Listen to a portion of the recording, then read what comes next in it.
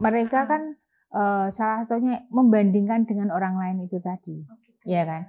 Ketika orang lain itu bisa mencapai keberhasilan, sedangkan dia tidak bisa mencapai keberhasilan seperti orang lain, itu akan membuat dirinya juga semakin down, gitu. Jadi ya.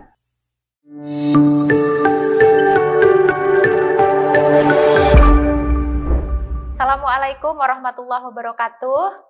Senang sekali bisa bertemu dengan pemirsa semuanya di acara Sautin. Kita sudah sampai di episode 4 dan kali ini bertepatan dengan bulan Ramadan.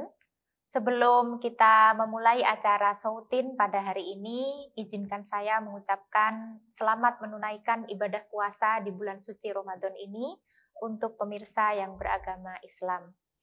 Semoga kita semua dikuatkan untuk menjalankan ibadah-ibadah di bulan suci ini. Baiklah, untuk Sautin episode 4 kali ini, kita masih ditemani oleh narasumber kita, yaitu Mem Ayudia. Selamat datang kembali di Sautin, Mem Ayud. Hari ini kita akan berbicara tentang masalah yang sangat sering ada di sekolah, masalah remaja tentunya, yaitu masalah motivasi belajar, Ayu. Karena ini kebetulan kan juga mendekati ujian dan ujian akhir sekolah untuk anak kelas 12. Kadang kalau saya lihat fenomenanya itu, dari tahun ke tahun, motivasi belajar anak itu menurun. Entah itu hanya motivasi belajar atau bahkan motivasi hidup ya, saya kira. Karena kadang anak itu diminta untuk melakukan sesuatu atau diminta untuk menyelesaikan sebuah problem. Mereka itu gampang sekali menyerah dan mudah sekali untuk bilang, enggak, saya enggak mampu. Nah ini kira-kira kalau dilihat dari sisi psikologisnya, apa yang bisa menyebabkan anak-anak remaja itu kehilangan motivasi? Silahkan, Mbak. Iya, terima kasih. Selamat pagi pemirsa, berjumpa lagi dengan saya. Di sini saya akan menjawab ya, kenapa anak itu sekarang banyak sekali penurunan motivasi seperti itu ya. Penyebabnya salah satunya adalah bosan. Ketika anak itu bosan dengan situasi yang itu aja, hidupnya itu monoton, ya kan? Itu sangat berpengaruh sekali buat motivasi belajarnya dia. Selain bosan juga mungkin karena kurang interaksi dengan orang lain, dengan guru, dengan teman, itu juga bisa menyebabkan kurangnya motivasi juga. Selain itu karena kemarin kita kan kembali lagi karena masa pandemi ya, karena masa pandemi itu kan juga belajar di rumah, karena anak-anak juga jarang bersosialisasi, sehingga hidupnya itu tetap ya seperti itu terus. Kalau kemarin itu dari bangun tidur, daring, balik tidur lagi, hanya itu monoton seperti itu. Dari hal-hal seperti itu yang sangat bisa membuat motivasi anak itu menjadi turun. Selain itu ada enggak pengaruh pergaulan mungkin atau pengaruh lingkungan luar?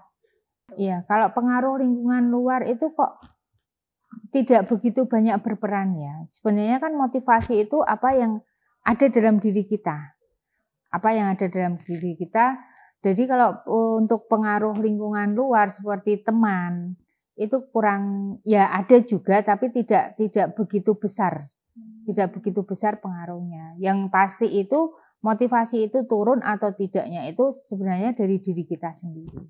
Berarti yang paling besar pengaruhnya adalah pribadi masing-masing ya. Iya, betul. Nah sekarang kalau misalkan anak-anak itu kehilangan motivasi, apa dampak yang paling cepat untuk dilihat?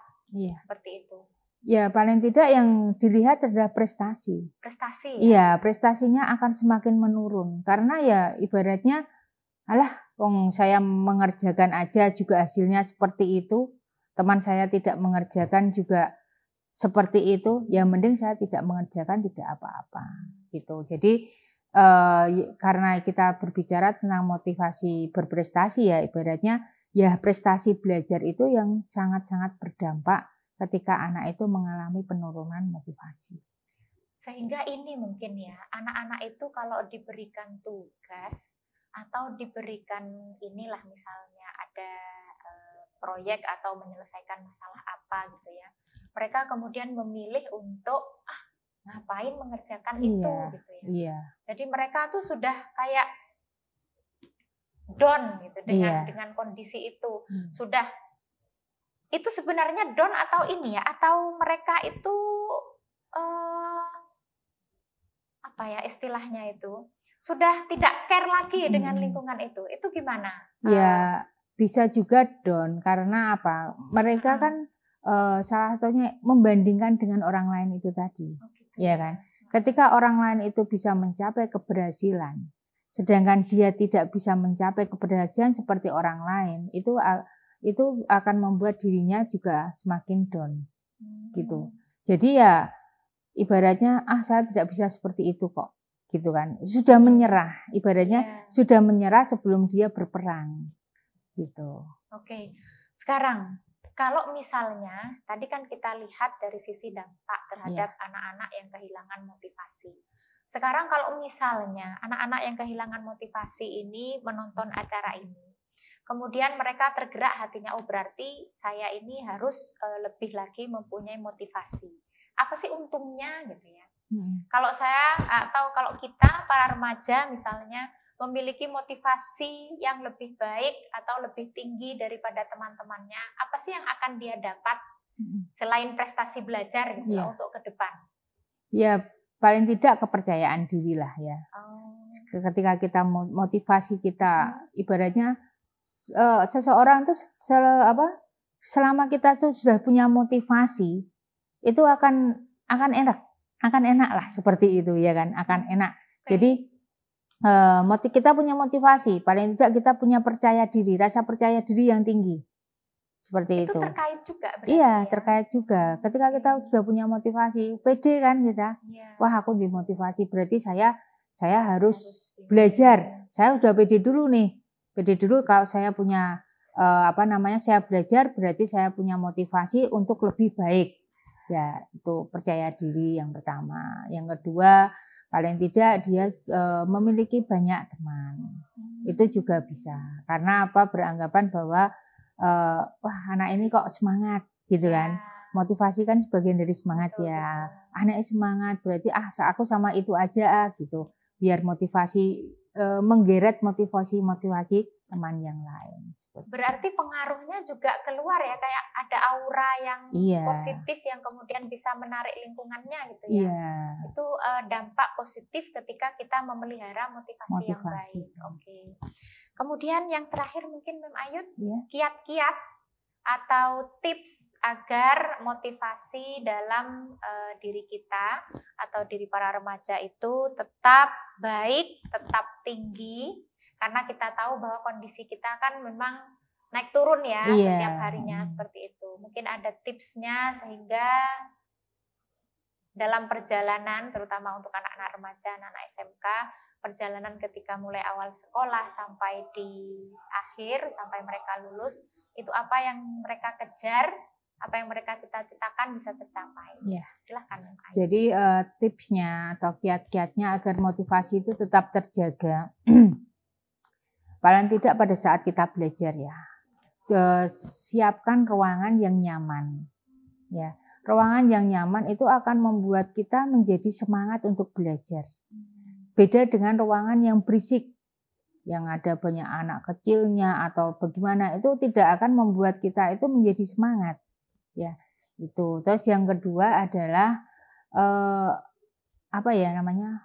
belajar secara monoton, terjadwal. Belajar secara terjadwal itu juga kiat agar motivasi itu tetap terjaga. Jadi kalau kita itu dari pagi kita sudah belajar di sekolah, ya kan. Terus pulang ke rumah paling tidak sejam 2 jam lah kita juga harus membuka buku. Dengan begitu kita akan tetap mempunyai motivasi untuk berprestasi tersebut. Selain itu juga jangan membandingkan diri kita dengan orang lain. Oh, ini penting ya. Ya, ketika kita tidak membandingkan dia, saya, kita tidak akan ada batasnya, tidak akan ada targetnya. Saya harus seperti itu karena kalau kemampuan kita tidak mencapai apa yang orang lain miliki, itu malah semakin down. Jadi kita harus memiliki batas kemampuan sendiri. Kita kan tahu ya kemampuan kita seberapa, betul. Ya kan? Kita tahu kemampuan kita seberapa, jadi kita tidak boleh membandingkan diri kita dengan orang lain. Seperti itu.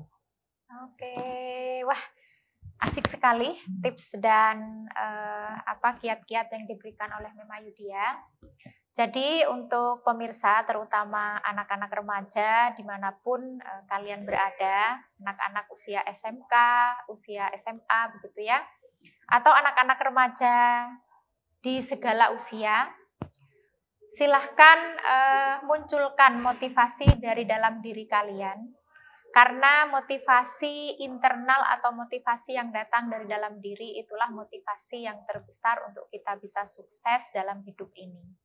Jangan membandingkan kehidupan kita dengan kehidupan orang lain, karena pasti sudah ada takarannya sendiri-sendiri. Kita pasti juga bisa hebat dengan jalan, dengan bakat, dengan anugerah yang diberikan Tuhan kepada kita. Sehingga apapun yang kita capai dalam hidup ini, asalkan kita sudah berusaha yang terbaik, maka itulah hasil yang terbaik yang dianugerahkan Tuhan kepada kita. Terima kasih banyak Mem Ayu atas perjumpaannya untuk episode kali ini. Insya Allah kita jumpa lagi di episode berikutnya. Insya Allah. Terima kasih pemirsa masih setia bersama Soutin.